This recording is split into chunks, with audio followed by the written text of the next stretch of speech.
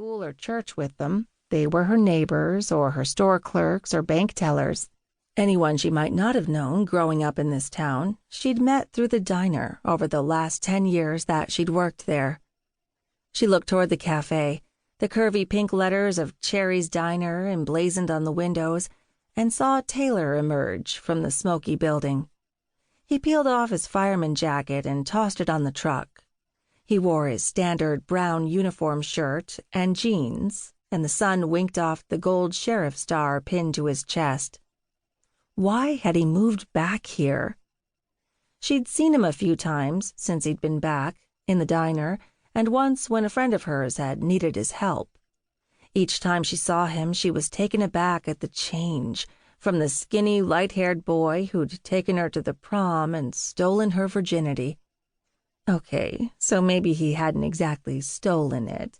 Maybe she'd given it, freely, and with abandon. But she didn't want to think about that.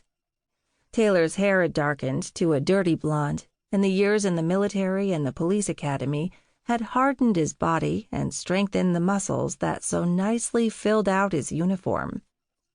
He strode toward her now, a look of concern in his eyes. Those were just the same. His eyes hadn't changed. They were the same deep blue color. And they bore the same intensity that she remembered from all those years ago, when he had looked into hers and pledged to love her forever, to always be there for her. The same blue eyes that haunted her dreams after he left, leaving her alone with a broken heart and a handful of empty promises. Well, not quite alone. "Are you all right? How's your arm?" Taylor asked, drawing her out of the years-old memories. He picked up her arm and looked down at her bandage as if inspecting the quality of the work. "You don't need to concern yourself with me. I'm fine." She pulled her arm back, wincing at the pain of the burn, but not really caring. An injured arm was the least of her worries right now. How was she going to pay for the repairs to the diner?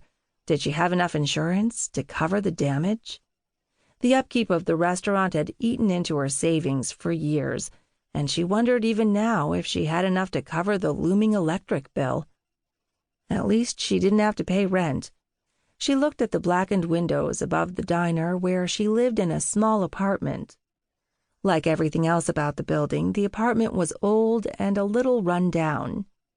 But it was free, and she didn't have a commute to work. Taylor followed her gaze.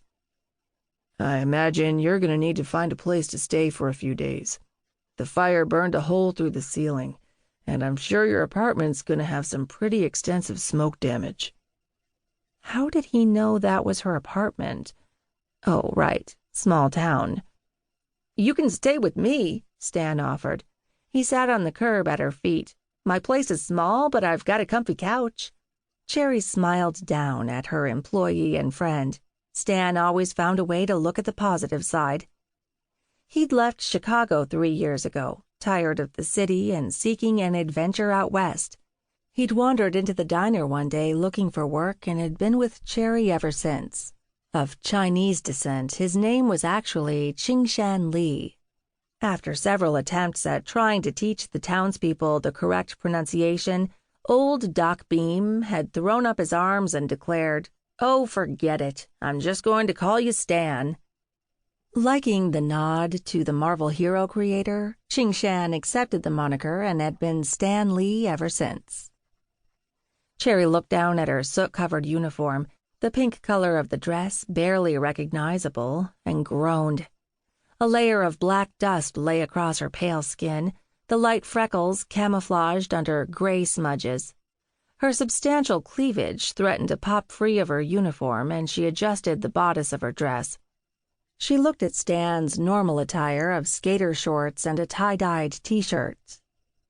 "Forget the sofa. I may have to borrow some clothes." Taylor brushed a hand over his chin as he contemplated the apartment, and Cherry had a flash of memory of his hand on her face, caressing her chin before he'd leaned in to kiss her. "She may not be joking, Stan. I don't think you're getting into your apartment anytime soon. With the hole in the floor, you'll have to wait until the fire inspector clears it to make sure it's safe for you to be walking around in there." Great.